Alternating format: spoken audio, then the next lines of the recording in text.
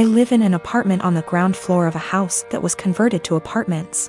My neighbors, one street over but the back of their house faces the back of the house I live in, can see my whole backyard and vice versa. My apartment has a whole wall of windows that are on the back of the house. It's gorgeous and is a big reason I picked the place. I love keeping plants and it let in a lot of light. Looking out, there is the neighbor's backyard which is large and comes up close to my place. The property line is maybe 10 or 15 feet from my windows. Once it has gotten to be warm out, I've noticed the husband of the family who owns that house looking into my apartment a lot. Even sometimes I'll look up and see him, look away then look back minutes later and he's still looking. So I started shutting the shades during the day, but that was kind of annoying. My place is a dark cramped shoebox without the windows open.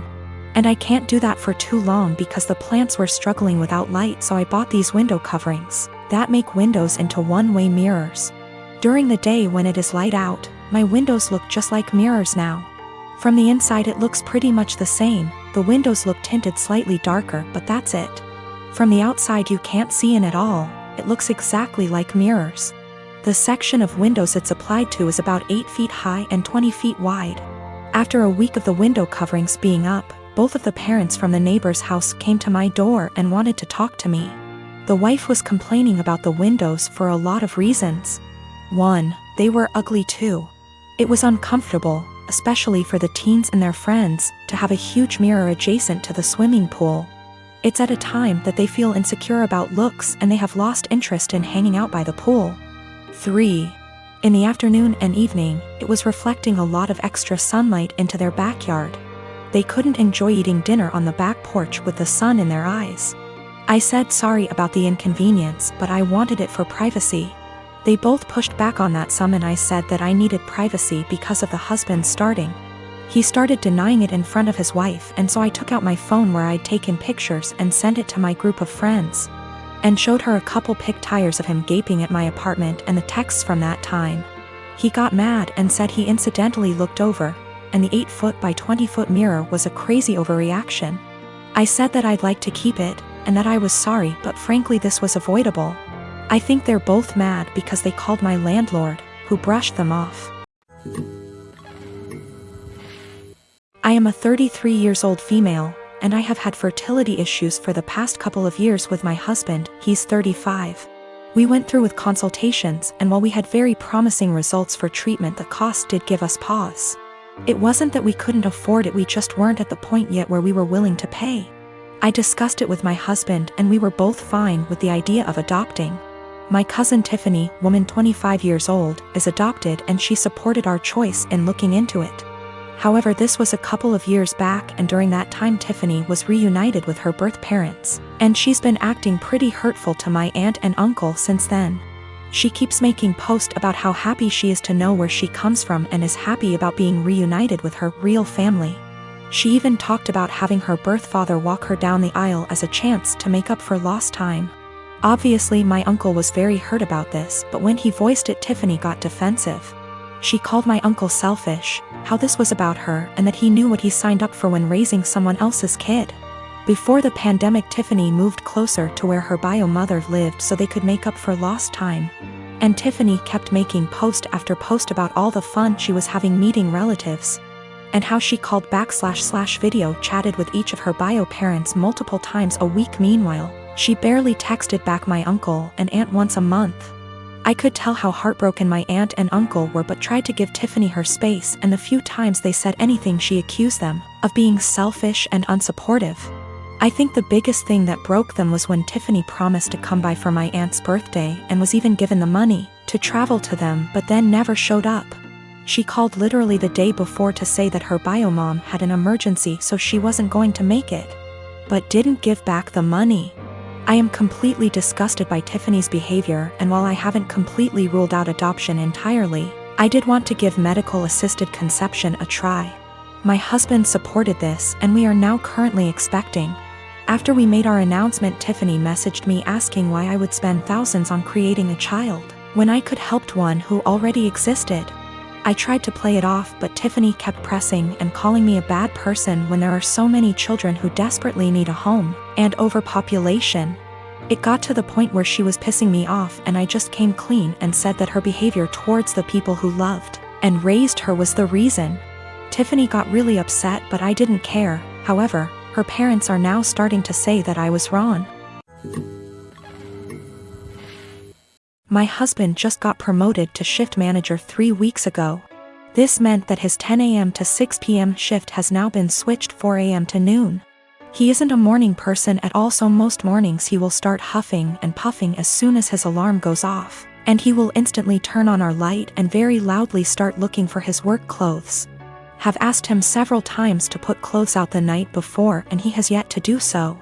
I have also asked him to not turn the light on or be super loud. After all, when I worked at 5 a.m. I made sure to be respectful of him sleeping. So yesterday morning when he got up at 3 a.m. and flipped on the light, I grabbed my stuff and went to the guest room.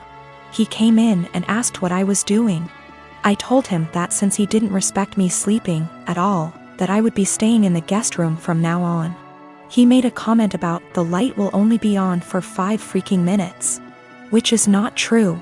He turns the light on, finds himself clothes, and then goes to take a shower without turning the light off. If I turn the light off, he will come back into the room after the shower and turn it on again to grab his socks and put on his shoes. Which also pisses me off because shoes stay in the kitchen by the door and there's no reason he can't put them on at the table. Anyways, instead of understanding, he just got angry. Mainly because he is not a morning person and he doesn't like dealing with anything in the AM. So, while he was at work yesterday, I moved all my stuff into the guest room. Last night he practically begged me to sleep in the bedroom and promised to let me sleep. Well, this morning he flips on the light again, so I sit up and I'm like, are you kidding me right now?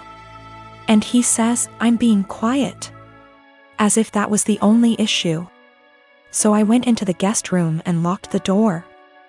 I told him I was staying in here from now on despite his efforts to sway me. He thinks I'm overreacting. I work 4 p.m. to midnight. And cute little tidbit, I'm the breadwinner. I make nearly $5 more on my hourly wage. I am a hiring manager at a tech company and I was hiring for summer internships a little while ago. We had a guy, about 19 years old, applying for a summer internship between his freshman and sophomore years of college. It was a virtual interview over Zoom because of COVID. A minute or two in, when I was introducing myself, his mom came in and introduced herself and started talking about her son's work ethic. I thought it was a little strange. I said something polite about wanting to hear from him. She just didn't get the hint and kept coming into camera frame during the interview and interrupting her son to answer questions for him. I asked a few technical questions which he seemed to answer well and then cut the interview fairly short. I thought that was all over and done with until I'd gotten an email from a woman, a month later, asking about her son's application. She seemed offended he hadn't gotten an acceptance or rejection. It bothered me. I felt bad for the kid, honestly. Way back when I was a teenager, my mom used to pull the same shit. But luckily she only did that when I was 15 and working for a day camp. Not when I was an adult applying for engineering jobs. But I felt like this poor kid was getting his chances ruined because his mom wasn't giving him the chance to apply on his own. I sent an email back saying I was not at liberty to send information about an application to anybody but the applicant. I also asked HR to send an email to the kid saying sorry, but we were not making him an offer. It is something we usually do, but his rejection email must have slipped through the cracks with all the COVID craziness. Anyway, after we sent that, I got a phone call from his mom.